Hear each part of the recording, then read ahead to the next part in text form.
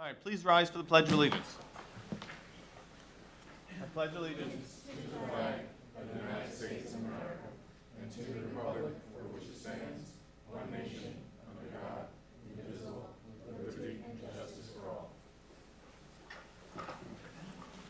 All right, good evening, everyone. Today we will be having our second budget work session, but before that, we have a couple student-centered presentations. Our first is a very exciting one. We have a recognition of Walden High School senior Gianna Paul, one of our outstanding students and one of our outstanding athletes who we're going to recognize tonight, who has really made a name for herself and one of our finest athletes in recent memory. A bit of a background, Gianna, there are 15.1 million high school students in the United States, 57% who play one sport. And of those 57%, Gianna made the All-American distinction not once, but twice. That is really unheard of. She made it in track and field and in soccer. And her track record is unbelievable. She was all Long Island, first team all league, all county, all state, and soccer as well. She was named the Newsday Player of the Year and also All-American. And according to the stats, were only 70 female soccer players in the whole United States to be All-American. Only 2 from Long Island and 1 from Suffolk County. So this is quite a rare occurrence, and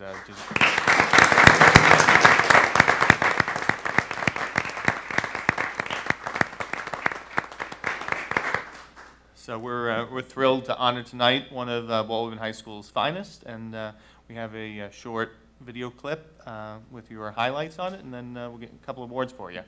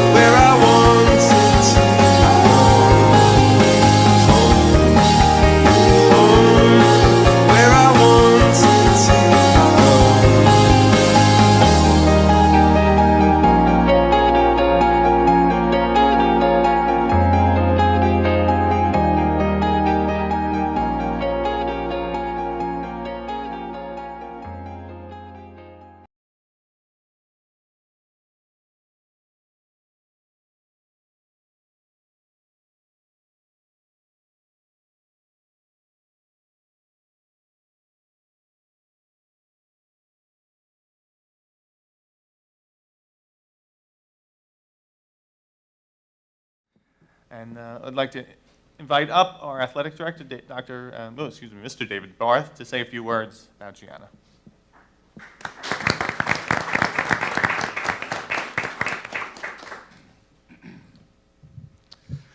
Good evening, everybody. I'd like to start by thanking Dr. D'Elia and Cabinet and Mr. Ciapetta and the Board of Education for the opportunity to honor one of our top student athletes, Gianna Paul. For anybody in here who has had the opportunity to see Gianna play, you have been witness to one of the most talented soccer players in Long Island history. You do not need to know much about soccer to immediately know, simply stated, Gianna is good. She moves with a speed and precision unlike any other athlete. When she's on the field, the game has changed. She demands the opponent's respect and double teams, and leverages that respect for her team's success. This season alone, she was selected as an All-County Player, Conference Player of the Year, First Team All-Long Island Player of the Year, and of course, All-American, which, as was stated, just one of 2 on Long Island and one of 70 in the United States. In addition, she helped lead her team to the second round of the Suffolk County AA playoffs, an all-around fantastic season. But Gianna is so much more than just a good soccer player. She's a leader. She's a leader in practices and in games, and in the hallways and in the classroom. Win, lose, or draw, you would consistently find opposing players and coaches seeking out Gianna after the game to speak with her. They would commend her on her play, her toughness, and her leadership skills that she exhibits on the field. Simply playing against someone of Gianna Paul's caliber is a memory that many of her opponents will have. Gianna. Walt Whitman High School has a long and storied athletic tradition, and this award will ensure that you go down in history as one of the best ever. We thank you for your years of commitment, and we are excited to watch you represent South Huntington community and Walt Whitman High School on the national stage at the University of Alabama. You have been a pleasure to watch. Congratulations on this tremendous accomplishment.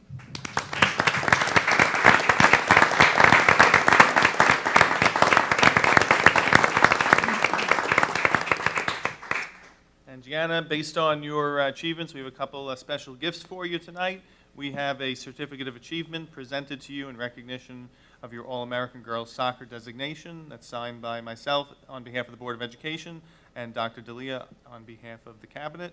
And also our very prestigious Key to the South Huntington School District, which we only give to our best and our brightest, and you are certainly both of those. So come on up. Congratulations.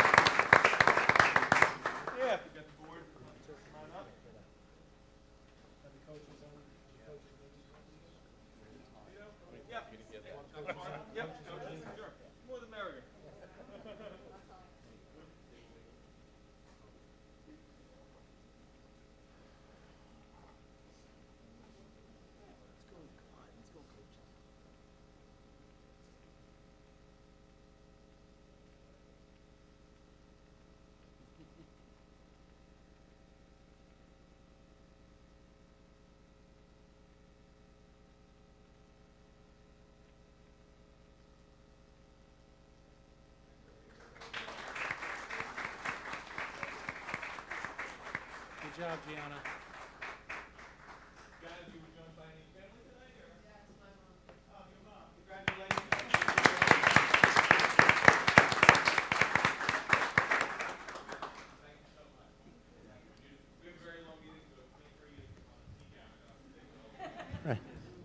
And I was just going to add that both of my boys, one of them graduated from Alabama, and the other one is still there. So if you have any questions, about Alabama, I've been to Tuscaloosa many, many times. So happy to be a resource. So.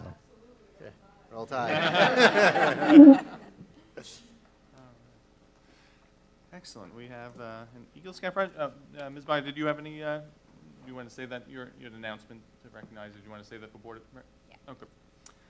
Moving on to our second item, we have an Eagle Scout project proposal by Walden High School student Andrew Noonan. Mr. Noonan, come on. Welcome.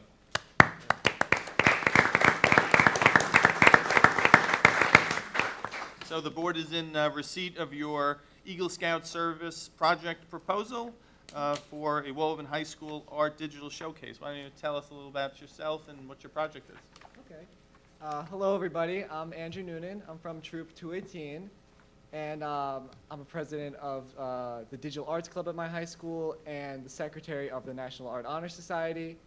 And I wanted to do a project that gave back to a lot of the clubs that I'm a part of, and I wanted to just give back to a group of people who mean a lot to me and give recognition to those who may have not seen it before, because the whole idea of my project is that I want to renovate the National Art Honor Society showcase to put more of a spotlight on all the artworks created, and along with that, show off some artwork from our Digital Arts Club on a TV that I'm installing next to the showcase, along with recruiting a bunch of the artists from these clubs to paint a massive mural around it. It's taken a lot of coordination with a lot of different groups for this project. We're planning on putting some lights in the showcase as well to make sure that everything looks all nice and pretty and everyone gets to see it, because it's been kind of ignored by a lot of people and some people don't even know it's there. But I really do want to just give back to this group by doing this project, and I hope it turns out to be a success.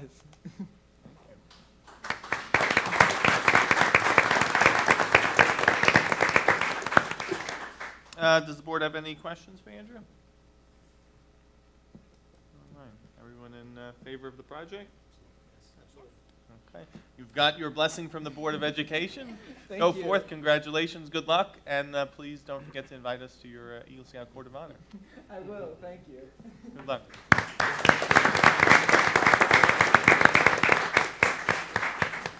Do you have the proposal to sign? Or- I have it here. I guess I could just sign this one.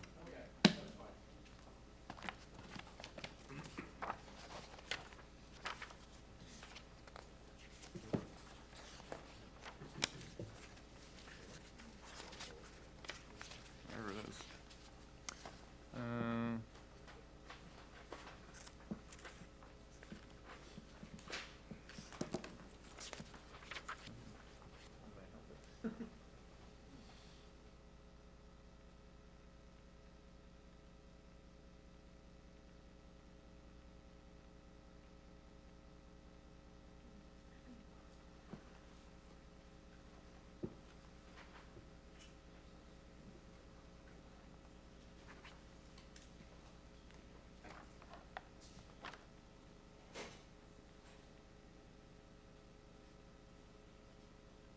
All right, thank you. Here you go. Good luck.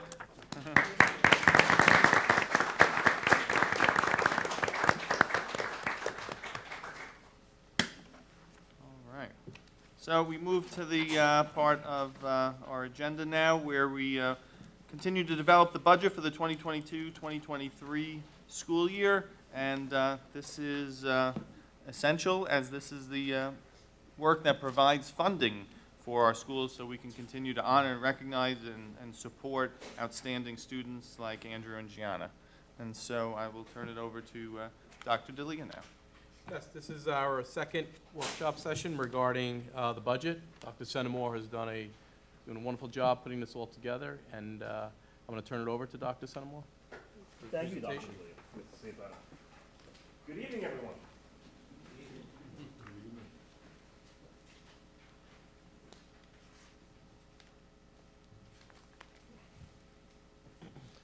So, of course, congratulations to Gianna and to Andrew. South Huntington continues to be proud of all of our students. And obviously, as we talk about budget development, the purpose behind the budget development is to put all the necessary pieces in place for our students, and of course, for our staff to provide for our students while keeping our community and our taxpayers in mind. So let's go into tonight's presentation, which is our second workshop.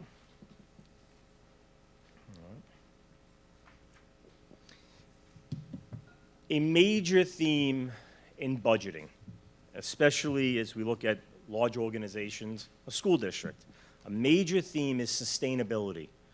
What we do today, what we're planning for tomorrow, we want to make sure we could see it through to fruition. Some things have no end. educating students year after year. So that's always an important mindset to have, an important lens to have. We want to be sustainable.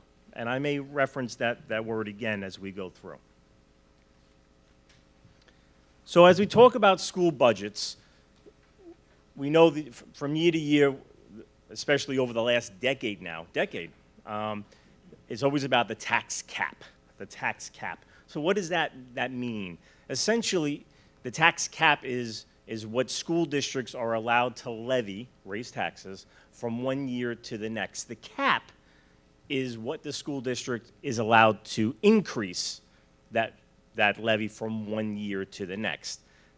It will vary from school district to school district across Long Island. It will vary across our neighbors within our cluster here in Western Suffolk. It'll vary across the state. And that's because, and we'll talk a little bit more about it, it's formula driven, all right? It also has a nickname, that the 2% cap, the 2% tax cap, and that's a little bit misleading because, and I'll show you in a couple of slides where that 2% factor comes from, because that's actually a component of the formula. Some recent history in terms of our levy increase percentages in the last 4 years, and you could see why that is such a misnomer, that 2%, because based on the formula, you could be below it, you could be above it, all right? You'll notice the asterisk, because last year, was a very interesting budget planning year, because early in the budget process, the state warned all school districts, be prepared for a 10%, 20% cut, all right, because obviously, the impact of COVID, all right? Then that shifted in the 11th hour to, by the way, we got more money for you. Beautiful thing. Certainly all the schools need it. And so in the 11th hour, when that additional state aid came, the district quickly adjusted, and it went from a 1.99 levy increase to our community, quickly adjusted, took some of that last second aid, gave it back to the taxpayer, applied it to the levy, and it was adjusted to a 0.99. Just so you know some of that history in terms of that asterisk and why that adjustment was made. Those percentages equate to those dollar values in terms of new revenue, additional revenue in those school years for the district to bring in. Obviously, revenue in is to pay the expenditures, right? Just like your home financing. You bring in money, you use that money to pay for your expenses. So the tax levy is based on a formula, has been for a decade now. And I'm just going to quickly touch upon a couple of factors that go into the formula. One is the local growth of the community, okay? And you see there some of the recent history. And this has to do with new construction in the area, some major property changes, improvements that'll increase the taxation component. You could see how from last year to this year, there's been a slowdown, there's been a decrease, and we could surmise that's the impact of COVID kind of catching up, all right? But that's one of the significant factors that goes into the formula, and this is one of the reasons why it is different from one school district to the next, even if they border each other. A common factor, and this is where that nickname, the 2% cap, comes from, is the inflation component. Okay, so that now you know where the nickname comes from. And that is capped. Inflation can be a lot higher than 2%, but when you plug it into your formula, you're capped at 2%. That is a consistent in terms of the formula for districts, and you could see the recent history of how it applied here in South Huntington.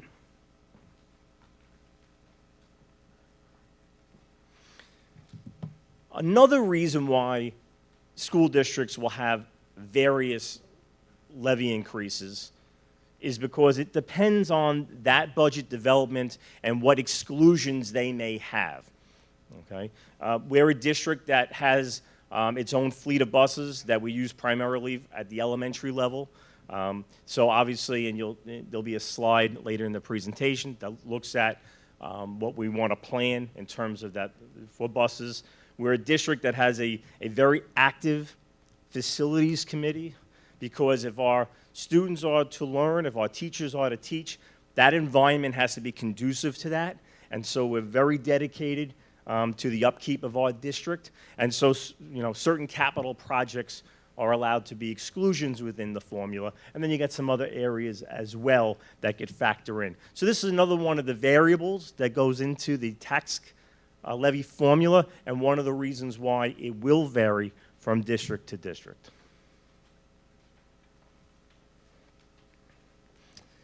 The green may be a little light.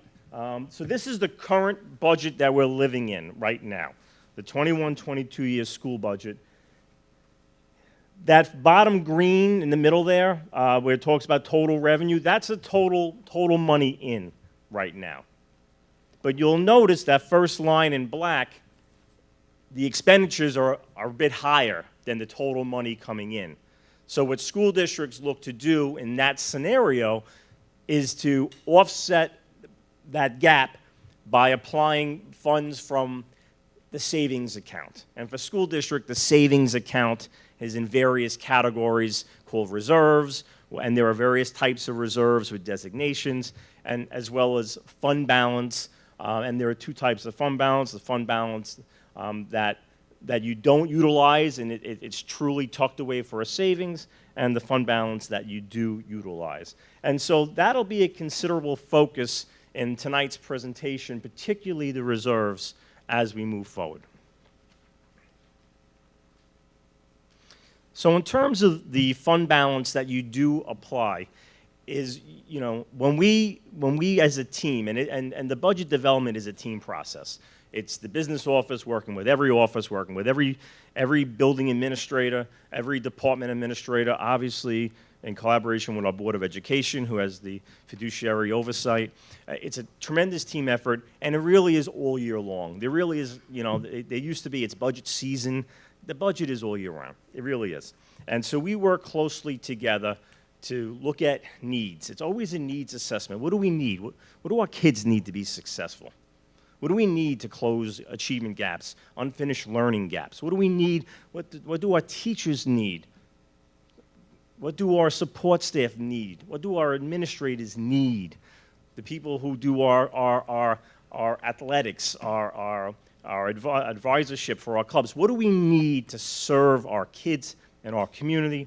So that needs assessment is always ongoing, and we try to anticipate 12 months worth of expenses and always try to build in a little bit of wiggle room in case things change. And we know things change. The world has changed since I did the first budget workshop on February 16th. So we always got to be mindful of those types of things. So the fund balance that you apply from one year to the next, that carryover fund balance, that's that cushion that you hope you don't need it. It's there if you do. And if you don't use it, you're just going to apply it to the next year. This current year, we're applying $4.5 million. As things are getting a little tighter, we're just going to look to recommend a subtle decrease to that 3.9. There's a lot there. I'm not going to read it word for word, but at home, if we get into a jam, we might have a credit card. We try not to use it too much. We try to pay it off real quick so we don't get hit with the interest. All right. I know that's a big focus when we have our high school kids going into college and they start getting exposed to, hey, we got a credit card for you in terms of that personal finance. Okay. But school districts don't have that. So we look at our savings accounts. I spoke to you about fund balance, but then you have those reserves. Okay. There are multiple trains of thought when it comes to the concept of reserve utilization. Powers that be in Albany would like to see districts budget to the dollar, in some cases to the penny, and that's not always conducive. Sound fiscal practice, if you talk to people in the business sector, if you talk to people involved in investments such as the Moody's Investment Services, they recommend a modest, cushion just in case conditions change. And conditions, as I mentioned earlier, can and do change, okay? In fact, several years ago, the state controller himself was quoted as saying, you know, sometimes a rainy day occurs, and you need to be able to tap into that money. So that's why it's important for all school districts to be very mindful of their reserves and very mindful about the utilization of applying those reserves. And we have been applying reserves in this district to offset some gaps in revenue, as you previously saw. And as we're currently developing this budget, and in the presentation in 2 weeks, we're going to get into staffing and all kinds of various budget codes. You know, we're highly likely to continue to apply to utilization of reserves. And one of the things that'll be a consideration for the district, for the Board of Education, will be to what degree do we apply those reserves. And obviously the big factors with that will be, what will the final state aid number be? Soon I'll show you what the governor is proposing. And then obviously the final decision as to the levy increase. So adequate state aid is always going to be a theme from year to year. We got that nice bump in the 11th hour last year, and we're due to get a good increase this year as well. There's a lot of information on this slide. There are a lot of numbers. So I'm just going to ask you to kind of focus at the bottom in those areas that are highlighted in yellow. Basically, there are various types of reserves and fund balance accounts, and they're listed there by name. But I want you to focus, please, on those two areas highlighted in yellow, all right? Because what that shows you is where our reserves, our total reserves, were 4 years ago and where they are now. So we have been applying the reserves. I know there was a criticism many years ago for some districts, your reserves are too high. You got to use some of them, all right? Well, I like to make the analogy to a water faucet, all right? When you spend the reserves, you're turning the faucet on. And you could see over the last 4 years, we've spent down the reserves by a little bit over $8 million. So at some point, you got to look to turn the faucet off, okay? Because as we go back to that theme of sustainability, that's obviously not sustainable over a prolonged period of time. So that's always got to be in our train of thought as we plan. All right? There's a visual, a graph to kind of show you that trend over the last 4 years.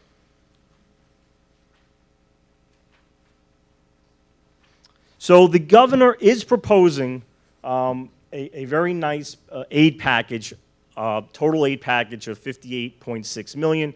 In the prior budget workshop about 3 weeks ago, we explained it's about a little over $12 million aid increase. A very nice increase, no doubt.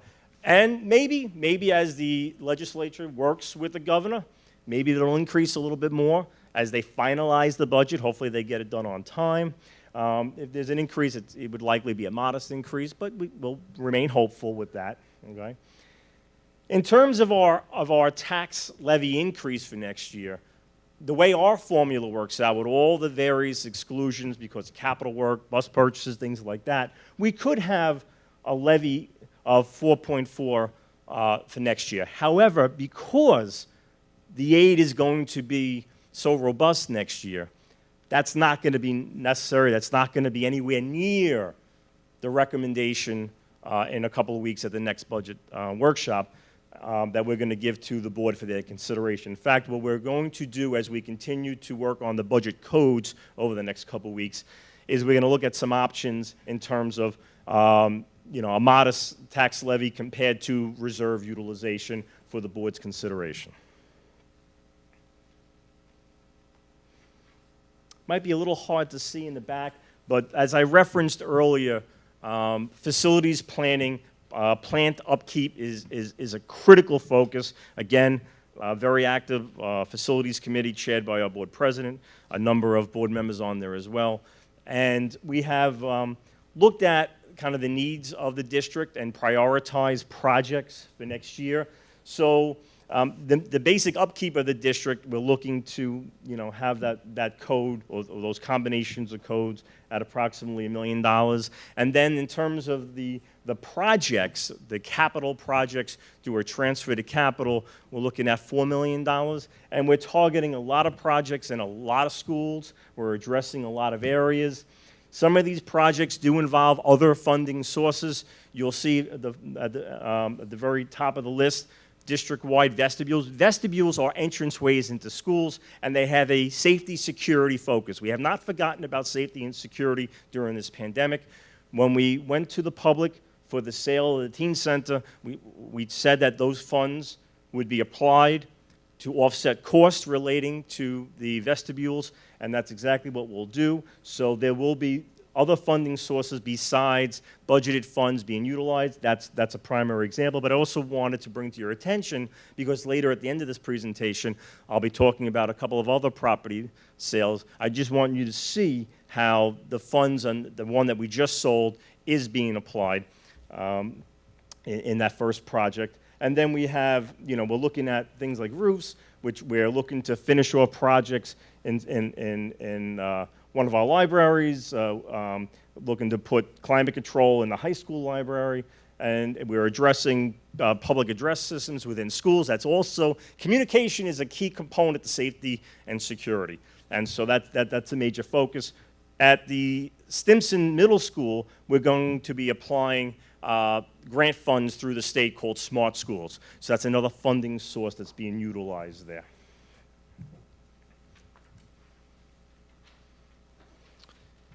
The district is also engaging in an energy performance contract. It's currently up at the state, waiting for their approval, and this will help to address a lot of those infrastructure needs that can be quite pricey, but because they're becoming energy efficient, there's offsetting costs through savings there. Boilers, water heaters, think about your home. Think about the things you hate to spend money on, but if you don't, stay on top of them, all of a sudden they go and you got a major expense. So, some of them need to be replaced or have major enhancements done to them.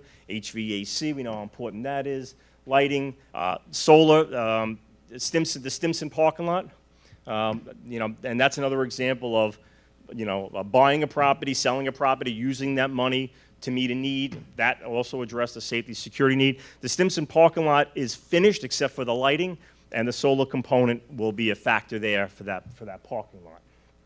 Okay. I referenced buses earlier.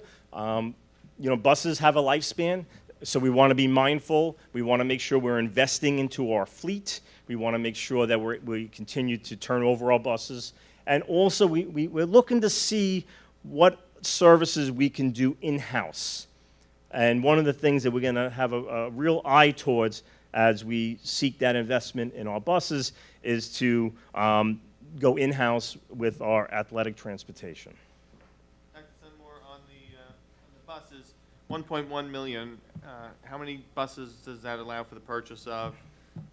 Assuming, no inflation with the prices, and what would be the mixture of the buses, large? Right now, it's looking like 8 large buses. Okay. And what fuel type would be the buses?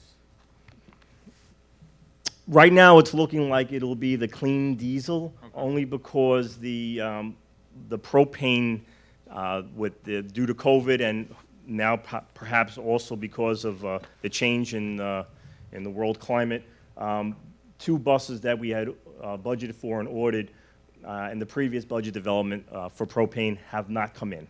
And so we may have to, the newer diesel is a lot cleaner. It's very close, not officially green, very close to being green. And so we're probably going to go in that direction. So I kept it general because I need to see, what's going to happen. I want to see if we get those 2 buses in that we've been expecting.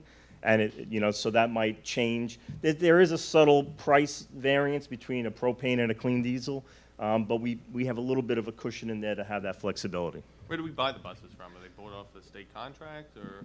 Yeah. And lastly, will we be retiring buses with this? Yes. Okay, because I know, I was reviewing, we we have a lot of buses, but some, are getting a little long in the tooth.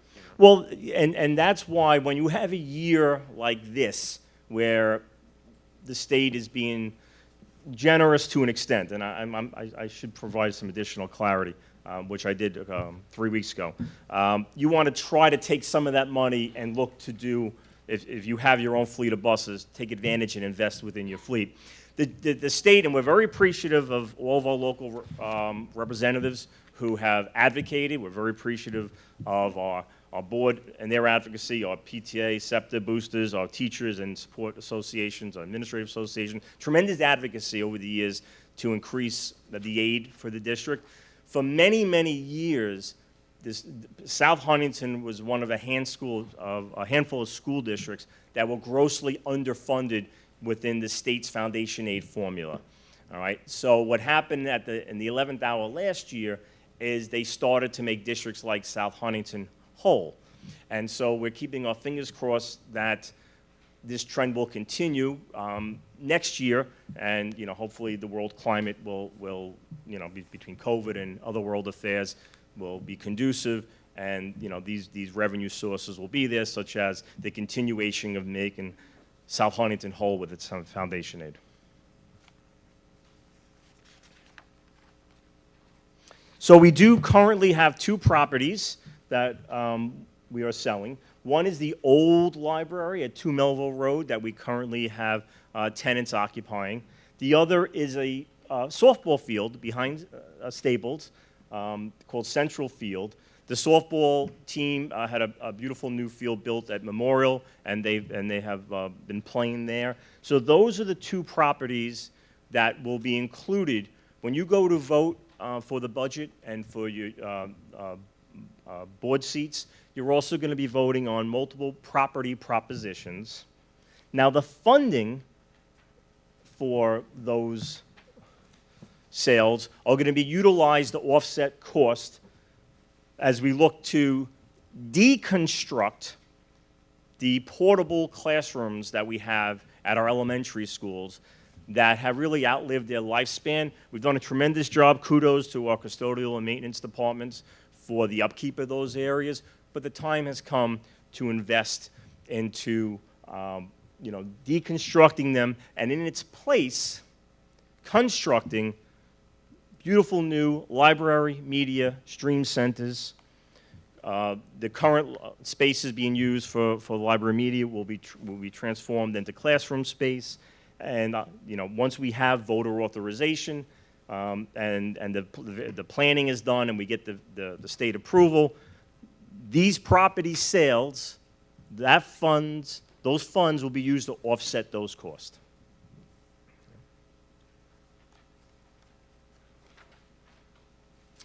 So the goals for next year, we're a school district that strives for excellence. We're a microcosm of America. Our diversity is a source of pride and strength for us. We're very reflective. We know we need to close gaps. We know that the pandemic has caused other gaps, the unfinished learning gaps. We're being very aggressive. Our curriculum department, our administrators, working with our teachers and support staff have been extremely robust in their efforts to aggressively address this from last year and through this year into the summer and into next year. And obviously safety and security as we look at those vestibules and other planning within our facilities. The budget development process will continue on the 23rd. Again, we'll get into staffing, we'll get into various budget codes, and we'll get closer to that budget adoption. We'll have clarity in terms of the levy and the utilization of reserves. Hopefully, depending upon the state, right? Right. The 26th, that's a special meeting where we just vote on the BOCES budget as well as their seats, and then a required May 10th public hearing on the budget that is required by law, in which we'll summarize it and give the public an opportunity to weigh in, though they have the opportunity at any of these meetings to weigh in. And then 17th is when you would actually vote on those 2 referendums and the budget itself. Any questions from the board? Any questions from the public on the presentation? Thank you, Dr. Centimore, very Thank you thorough. very much.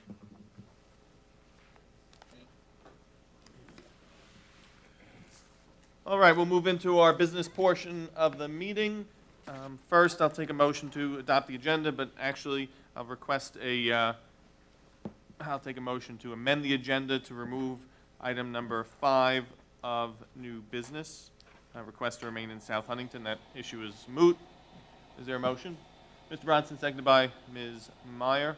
All in favor of amending the agenda? Any opposed? All right. Then I'll take a motion to adopt the agenda as amended. Motion. Mr. Joyner, seconded by Mr. Bronson. All in favor? Any opposed? All right. And I'll just note at the outset, we only have 4 board members tonight. We're short one due to a resignation, then Ms. LaCara and Ms. Carey are traveling, so requires unanimous consent of all of our board members to pass any resolutions tonight. All right. Items C through F require 1 resolution for adoption. It's our minutes, financial items, and bills. Is there a motion? Mr. Bronson, seconded by Ms. Meyer. Any questions on the minutes and financial items? All in favor? Any opposed? All right. Moving on to communications, we have a number of communications today. Our first communication is an invitation from Dr. Steele to the Board of Education regarding the kindergarten informational meeting held on Monday, March 14th at the Performing Arts Center at Walt Whitman High School. It's a new location for this year. It previously was held, I believe, in Countrywood, so if any board members would like to join, feel free. All right. Communication number 2 is from Michael Flynn, the Chief.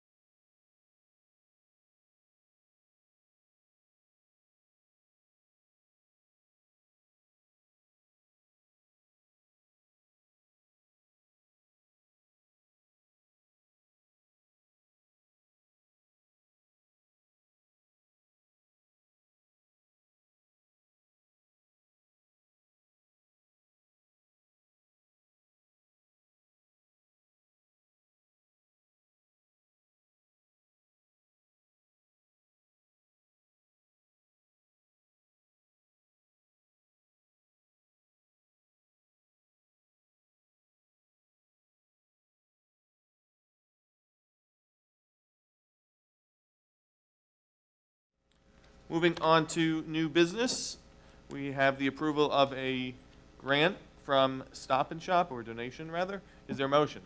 Mr. Bronson, seconded by Ms. Meyer. I'll turn it over to Walden High School Principal Kenneth Costa to explain this grant and as well as the Wildcat Cares program.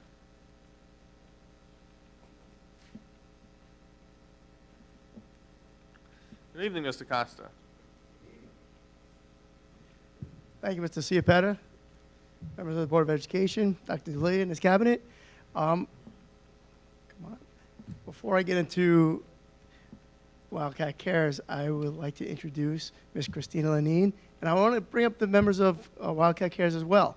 So we have Ms. Candace Farrell, Mr. Carl Rogers, Ms. Gina Lenine, and Ms. Corinne McLaughlin. Come on up, please.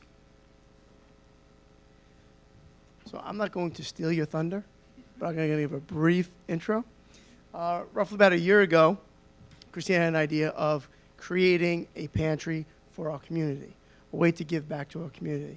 So last year, I'd say, along with Dr. Murphy, they created a partnership with Tri-COA in creating this pantry to give back to our community. We've collected donations throughout last year and this year to feed members of our community and offer assistance when needed. I'm going to speak just a little bit. Okay. So in October of this year, Christine had applied for a grant through Stop and Shop. And this grant was a $10,000 grant. You know what? I will not do any justice. I'm not going to steal her thunder. So without going any further, I do want to introduce Ms. Christina Lenine, who's going to talk about our $10,000 grant and the process and how we were awarded this money and what we're going to use it for. So without further ado, Christina. Hi. So, like Mr. Casas said, about a year ago, I was working with my mom to try to figure out something I could do to help my school. And everything that I thought of has sort of been done already. I was thinking maybe like a hat collection or a sock collection, but then we came up with the idea that a food pantry has not been done, and it would be very beneficial because there are definitely a handful of students that need help. So throughout this year, our goal was to expand it and help more families. So we applied for the Stop and Shop grant with the help of the Wildcat Cares team, and we were rewarded with $10,000, which is very helpful because they will help us with getting bags and gift cards and really just expanding it. And with the help of Mr. Casa, we have also been able to move the location to a bigger closet where we will be able to take more food in. So, yeah. That's what we're-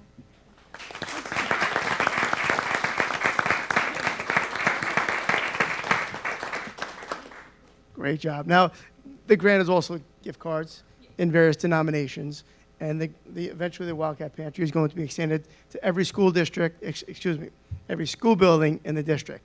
So we will be working closely, our Wildcat Cares team will be working along with the Interact Club. We're working very closely with the social workers, psychologists, and principals for every building in the district to offer assistance to families in need. Does the board have any questions on this? All right, all in favor? Any opposed? Thank you. All right, congratulations, everyone.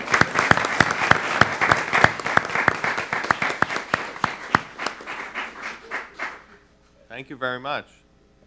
And I note that Stop and Shop's requested a ribbon cutting ceremony, so when we're aware of that date, of course, Ms. McLean, please notify us, and we will invite the Board of Education.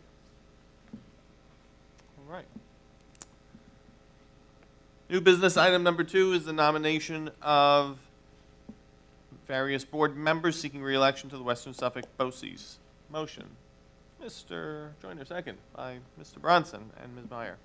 Any questions? It's resolved the Board of Education nominates the existing BOCES board members to serve for terms of 3 years. Any questions? All in favor? Any opposed? All right, moving on to new business item number 3. Approval of a veteran disability exemption for senior low income. Motion. Mr. Joyner, seconded by Ms. Meyer. This is a kind of a correction. If you recall, following a public hearing earlier this year, on November 17th, the Board of Education adopted a senior low-income exemption. However, the wording of the resolution failed to include that you would be offsetting medical and prescription drug expenses. That was part of the public hearing and part of our information that was in the PowerPoint at that public hearing, but it was left off the final resolution. So this is a resolution to correct that. And I believe the assessor of the town of Huntington noticed that and has asked us to rectify it. Any questions? All in favor? Any opposed? All right. Item number 4 is similar. This is a correction to the disability low income exemption. This is really more of a clarification. Is there a motion? Ms. Meyer, seconded by Mr. Bronson. More of a clarification, really. The resolution was technically correct, but the assessor's office is asking us to note the income levels that qualify for the low income exemption, as well as the fact that there would be a 50 to 5% scale of the assessment depending upon the exact income levels. Any questions? Yes. If taxpayers in our district wanted to learn more about these exemptions and what the application processes were, where would they find that information? I would say that the best place to probably go is to the Town of Huntington Assessor's Office. That's, you actually make the application to the assessor's office, and they evaluate this information. So for here, you'd have to qualify for the income between $29,000 and $37,000, and the assessor's office, you fill out an application, and the assessor's office would have to verify that that's your income level as well. Make sure that you're not failing to disclose other income as well, and they have to evaluate the household's income. So that would be the best place. Thank you. Any questions? Other questions? All in favor? Any opposed? All right, thank you. Item 5 was removed.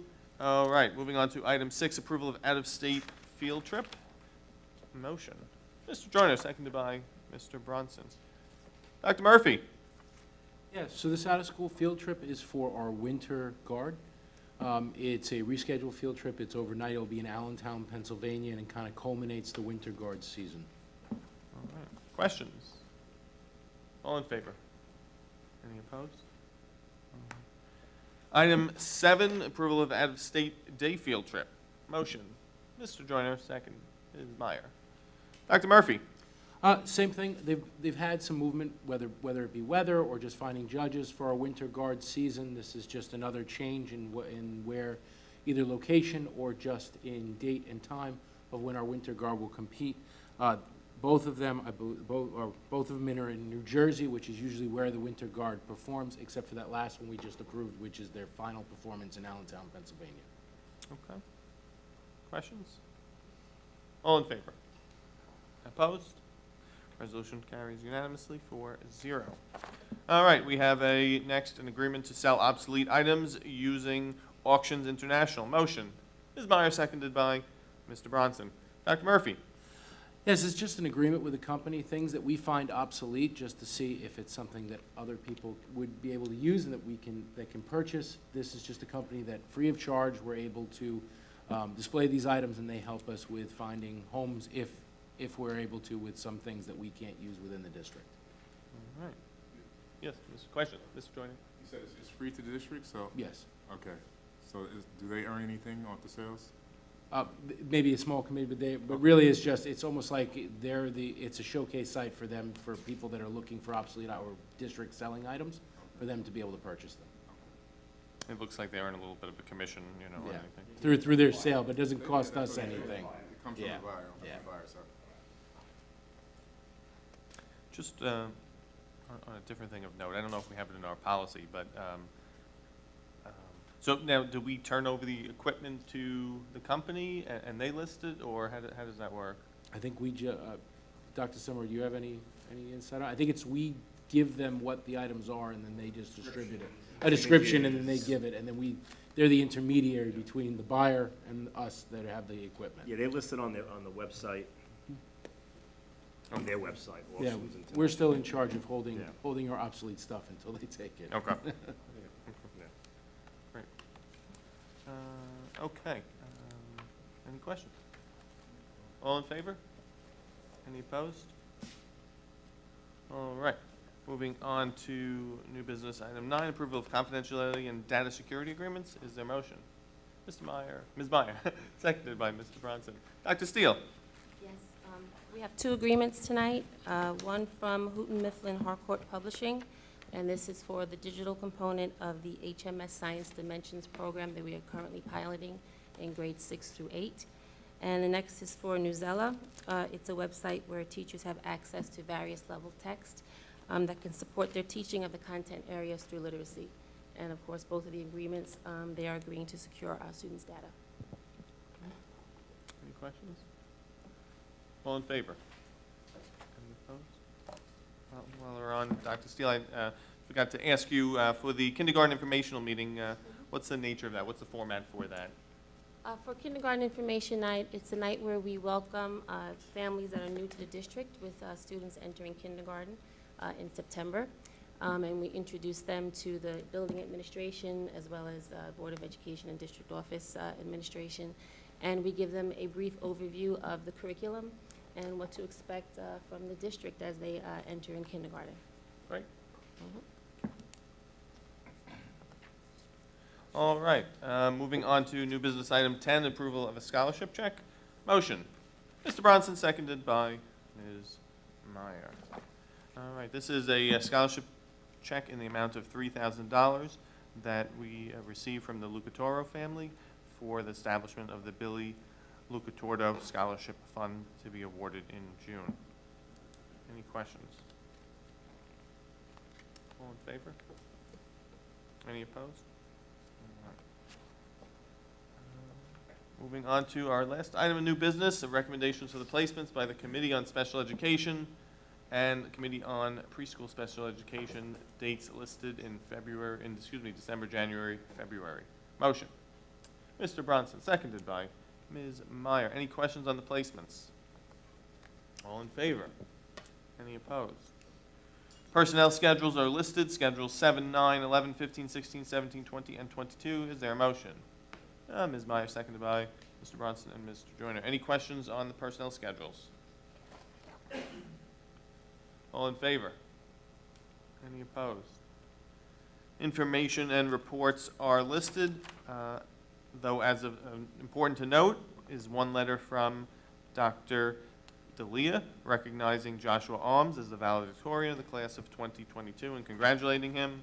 And then another letter from Dr. D'Elia to Ryan Rowe congratulating him on being the salutatorian of the class of 2022. Congratulations to Joshua and Ryan. All right, moving on to information and reports. Audit Committee, Mr. Bronson. The audit committee met last week. It was a good meeting. The claims adjuster reports continue to be very clean. I've been on the audit committee for a little while, and I would say that over time, they've just gotten better and better. So kudos to everybody that's been involved in that process. And then we had a robust discussion on our next part of our audit, which is the insurance aspect. So the auditors are currently going through our insurance policies, insurance coverage, et cetera. And then hopefully by the next audit committee meeting, they will be able to provide us with a report and their recommendations. Thank you, Mr. Bronson. All right. Second report is the Facilities Committee report. Facilities Committee met on March 3rd. It was an active meeting. At that meeting, the committee reviewed a request for privacy areas at each of the Building 7 schools for new mothers. Excuse me. Right now, that process is kind of done in nurse's office or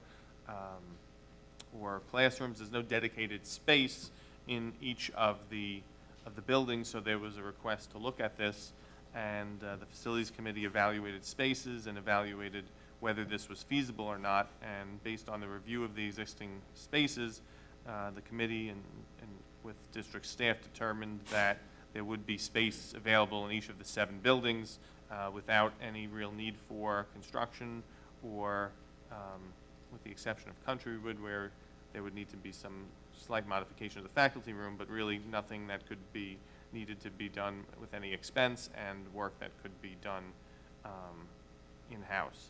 So that work, with the board's blessing, could take place over the summer. Dr. Senmore, anything you want to add on that, or? No, I just want to thank the Facilities Committee and also our custodial teams, maintenance, grounds departments. They just have done a tremendous job with the upkeep of the district, all the work they've done with health and safety protocols through the pandemic. It's just been yeoman's work and a tremendous team effort by all of them. I don't want to steal your thunder, but this was brought to us by committee member Ms. Meyer. Would you like to add anything else about? Just another resounding thank you to Mr. Seepetter, Dr. D'Elia, all the building administrators that participated in the walkthrough. I think it's a huge step forward in making our district not only an excellent, educator, but an excellent employer as well. And I look forward to any of our returning nursing staff having a place to do so that's both private and sanitary. So thank you again. Does the board have any questions on that particular item? Okay, great, thank you. We can move forward with that. Second item was a review of the fitness center at Woburn High School. This was an area that was not part of the 7-year capital plan that we looked at, but the committee does think the space is in need of some repair and modernization. Some equipment is very old.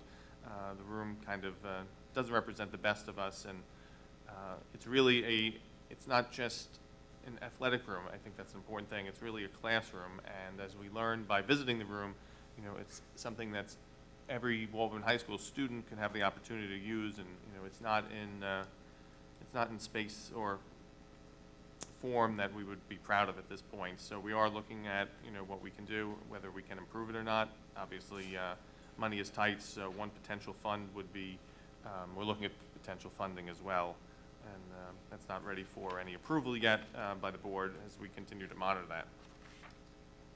Peloton seems to be having some issues. What's that? Peloton seems to be having some issues if you want to get some good deals.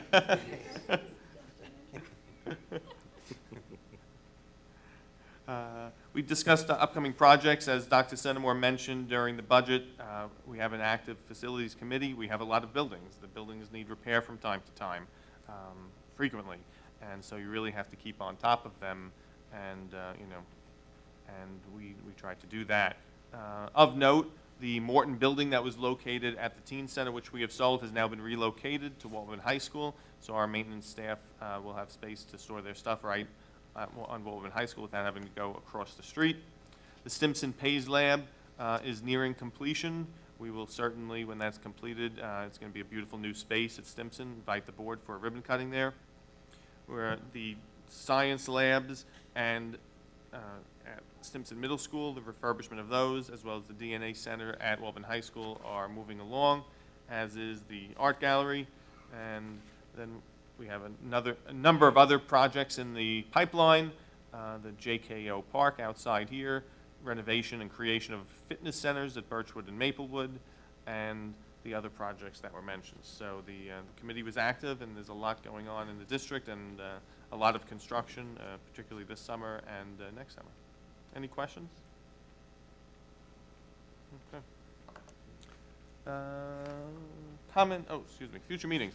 Next meeting is March 23rd. As Dr. Centimore mentioned before, it's an important one. It's kind of the linchpin of the budget work session as we review programs, curriculum, and staffing levels. That is the bulk of the budget and really the bulk of our purpose as board members in a district. April 12th, we'll meet where the board will officially adopt the budget. April 26th is a special meeting for the purpose of the BOCES budget vote. Generally, no other business takes place on there. May 10th will be the public hearing of the budget. May 17th is the budget vote and elections at Walton High School from 3 p.m. to 10 p.m., as well as a board meeting that takes place starting at 7:30. Comments by board members? Mr. Bronson.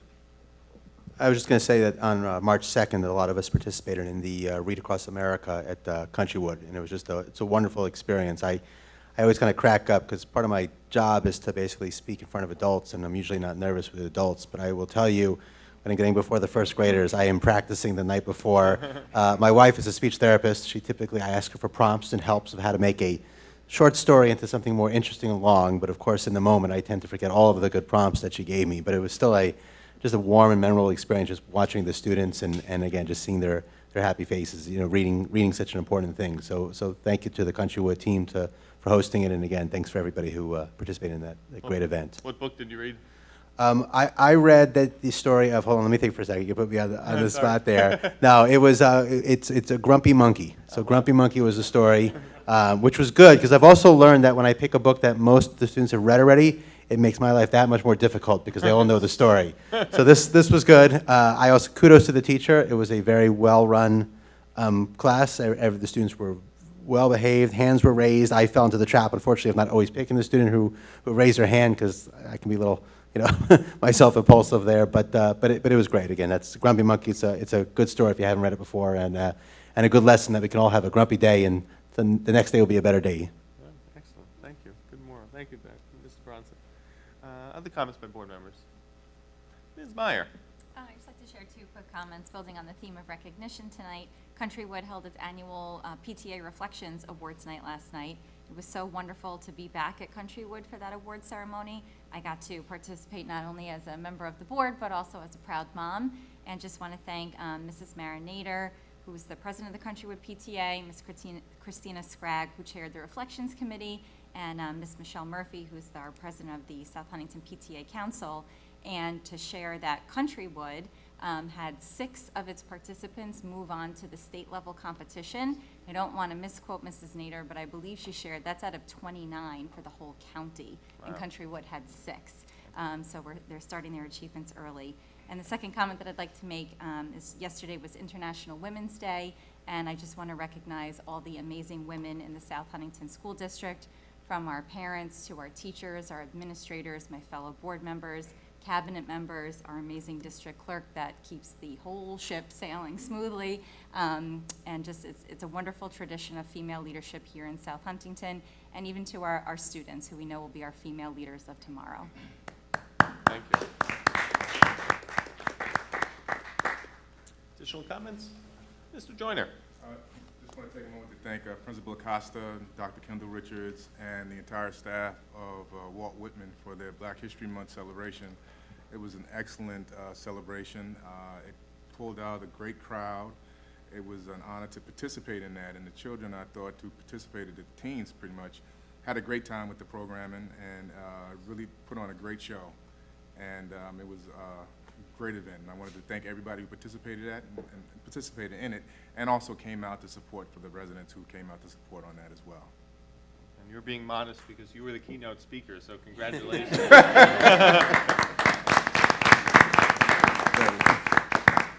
And you're right, it was tremendously well attended. It was Yes, one of the it was. best attended ones, so it was really good to see.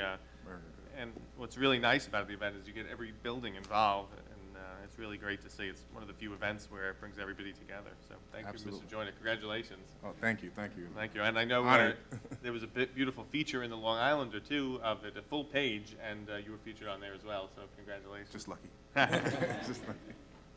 We also had, Mr. Joyner and I had the opportunity to speak to Oh, yes, sir. some leadership classes at the high school a couple weeks ago. I think I spoke to a couple classes, and Mr. Joyner spoke to a couple, and it was a suggestion that was raised by our student ex officio board member, Owen Connolly, and I think it was really important. We had the opportunity to speak about board service Yes. and public service in general, as well as the role of the Board of Education, which is obviously an important one, but one that, not a lot of people, especially people in high school and throughout the rest of the district, our students may not often realize. So hopefully we were able to shed some information on that. It was very nice. It was well attended as well. I want to thank you, Owen, for suggesting that. The students were quite involved. Pleasantly to find out that they had some very good questions, even though the teachers gave them some prompts. But they did have it spurred them to think about some other things and actually join in the discussion. So I'm very happy to see that, and I think that's something that we need to keep in perpetuity going on as far as we can. So thank you, Owen, for that suggestion. Also like to recognize Woburn High School science teachers Amy Bouchard and Frederick Faracco, who were selected as New York State Master Teachers. Congratulations to them. Mr. Gallatin, please share our congratulations with them. All right, comment by the superintendent of schools, Dr. D'Elia. Good evening, everybody. As Dr. Centimore mentioned earlier, with happenings around the world taking precedent on the news, COVID kind of went to number 2.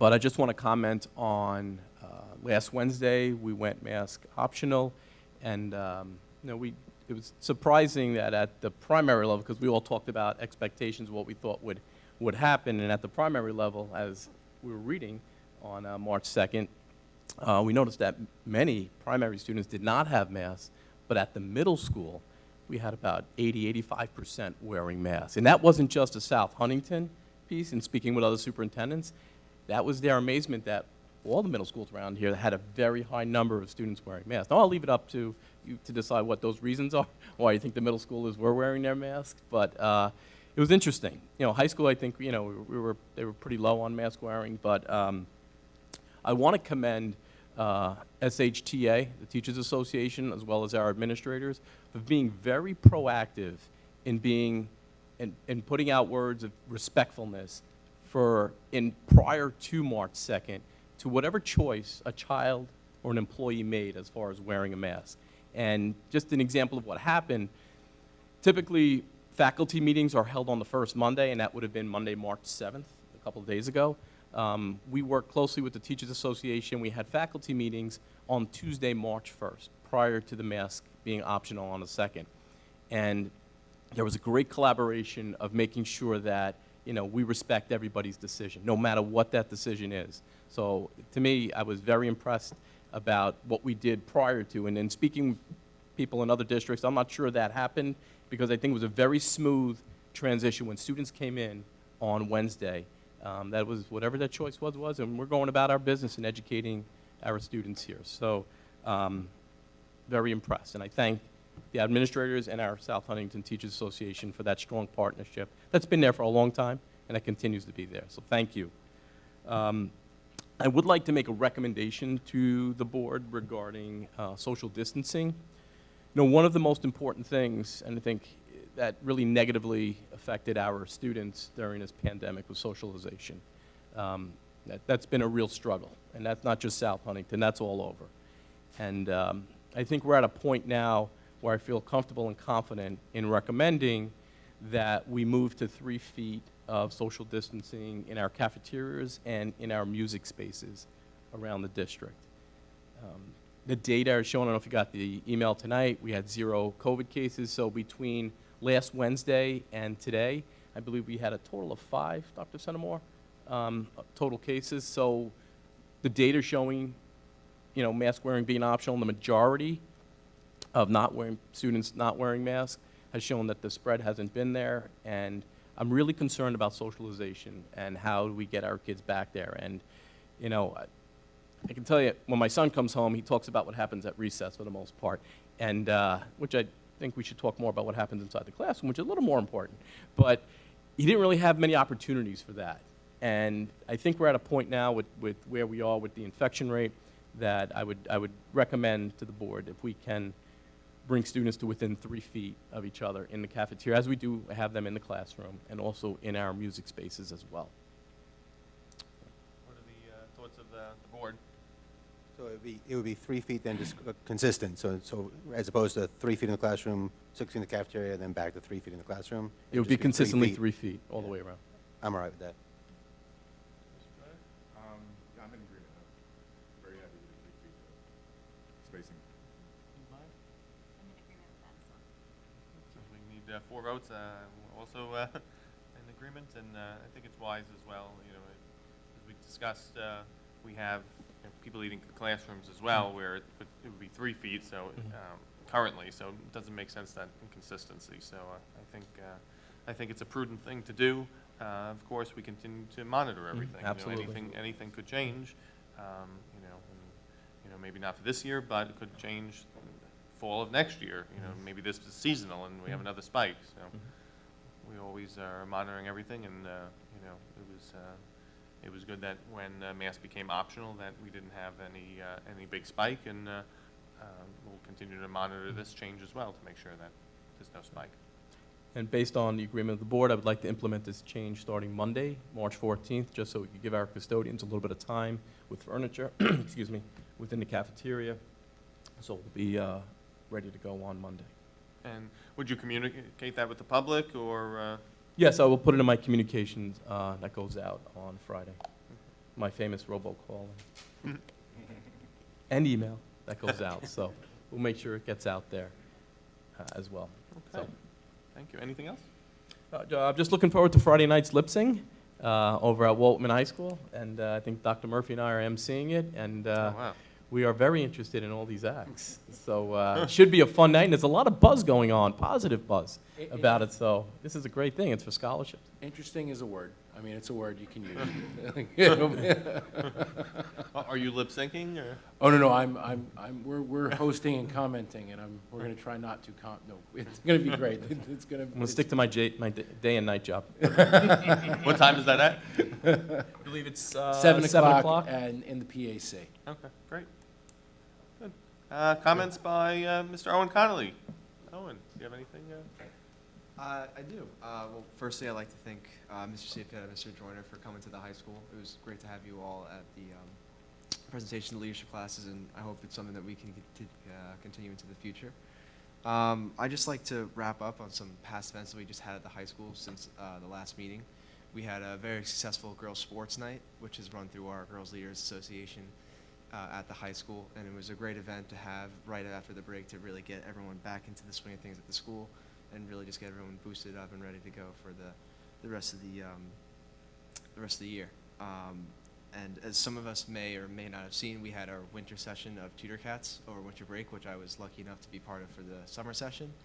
And I was able to talk with some of the kids that were involved in it, and they were very happy with what they were able to do during the session. They were able to bring up more reading and writing skills with some more elementary school kids.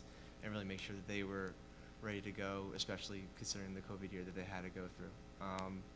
And as far as upcoming events are coming up down the pike, this week we actually have our World Language Arts Society International Night this Thursday. This event is basically a culmination of our Foreign Language Week for our Foreign Language Department at the high school, where we had a lot of Foreign Language Department classes come down and watch movies in the PAC and discuss and make posters about different foreign languages across the world. And in this night itself, we're able to have a couple performances from our Latino Heritage Club at the high school and some other different groups around the general area who want to bring in their different customs and cultures and really just perform it for the group at large to come and see. And then the day after that, we actually have our school-wide spring blood drive, which as of right now, we already have 100 confirmed donors coming in to student donors to come in and donate, and we're even expecting close to 120, 140 come the day of. Is there a goal that's set for that, or no? We don't really have a goal itself. We've had a very long tradition of successful blood drives considering the size of our school. We've been one of the largest blood donors on Long Island for a couple of years now, and this is just keeping that tradition. But just to put that in context, today after school, me and my fellow officers spent a solid hour just organizing all the people that were coming in that day, just to make sure they're in the right time slots, they were donating blood at the right time, and then getting right back to class. So, and actually one more last thing, we have our spring sports starting up on Monday, March 14th, which is very exciting considering the fall and winter seasons that we've had so far. And I'm very personally excited because I get to play lacrosse again, last season. But What are the prospects for the team? yeah, we're looking good. I'm excited for the future. But just overall, I think general just student consensus at Walt Whitman as of right now is just we're excited to finish out this long stretch of year before April break and just hoping that spring comes soon enough. Yes, definitely, especially after tonight with rain, sleet, and snow.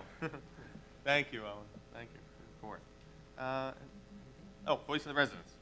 Any residents like to address the board? Yes. Please state your name and head to the microphone so we can hear you nice and loud and clear. Good evening, Dr. D'Elia, administration, members of this Board of Education, and residents of South Huntington School District. I'm Christina Holzweiss, a resident and taxpayer and mother of 3 children who attend Simpson, Silaswood, and Birchwood. I'm here to support a school library and a full-time certified school librarian at Silaswood.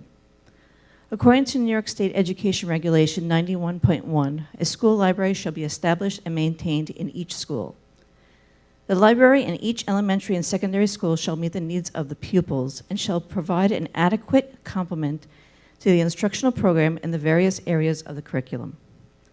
The Western Suffolk BOCES School Library System website shows that Silaswood is one of only 8 public schools in the 114 school system that doesn't have a school library with a certified school librarian. These students are the only 6th graders attending public school in Western Suffolk County in this situation.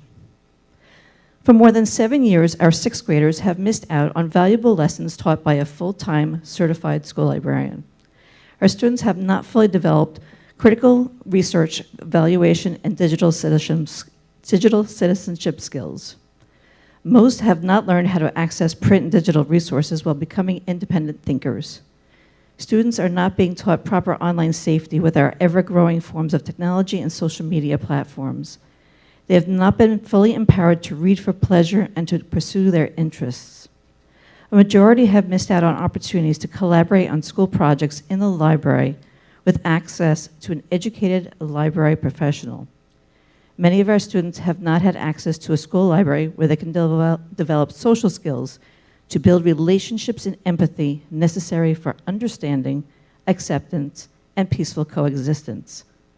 Full-time certified school librarians create nurturing environments conducive to learning for all students. They collaborate with classroom teachers, special education and ENL teachers, school counselors, and mental health professionals to expand the impact of the core curriculum. They promote technology integration throughout the school and provide professional development. They build collections aligned to curriculum needs and student interests based on unbiased research. A culturally responsive and inclusive collection offers mirrors in literature for students to see themselves and windows for students to learn about others who are different from them. Full-time certified school librarians support accessibility through digital technology to enhance learning. They create physical environments that consider student access limited by disabilities. They help all students feel respected, valued, and welcomed regardless of their gender identity, primary language, and cultural, religious, and socioeconomic backgrounds. A Silas Wood library and full-time certified school librarian can support our effort to continuously strive for excellence and to enhance opportunities and meet the needs of all students. We can help close achievement gaps in our schools and support ways to address unfinished learning due to the pandemic through the South Huntington Academic Recovery Plan. Research shows that reading scores are impacted by access to school librarians, and losses of librarians result in lower scores or inferior gains in reading. Given the nationwide high staff turnover of recent years, a full-time certified school librarian can be a ready resource to new and veteran teachers. Full-time certified school librarians can help strengthen community partnerships with the public library, civic associations, and local organizations. As an educator with 27 years of experience, the 2015 School Library Journal School Librarian of the Year, and the Long Island director of the New York State Association for Computers and Technologies in Education, I welcome the opportunity to work with a committee of administrators, teachers, parents, students, and community members to develop a dynamic district-wide school library program for all of our students to develop into 21st century lifelong learners and active participants in our global community. Thank you. Thank you. Thank you for your thoughtful letter, and like all other requests that we receive for budgetary expenses, it's the appropriate time of the year in which to receive that feedback, and the board will evaluate your request. We've also received a request for late buses, so we have to consider all of those requests in the budget process, which we'll do as we continue to develop it. Staffing is discussed at our next board meeting, so I'm sure it'll come up at that point. And of course, we have limited funds in which to accomplish these goals, but the board appreciates your letter, and we'll take it into consideration as the budget process continues. Thank you. Okay. Any other residents like to speak and address the board? All right, if not, I'll take a motion to adjourn. Mr. Bronson, seconded by Ms. Meyer and Mr. Joyner. All in favor? Any opposed? All right. Good evening, everyone. Thank you.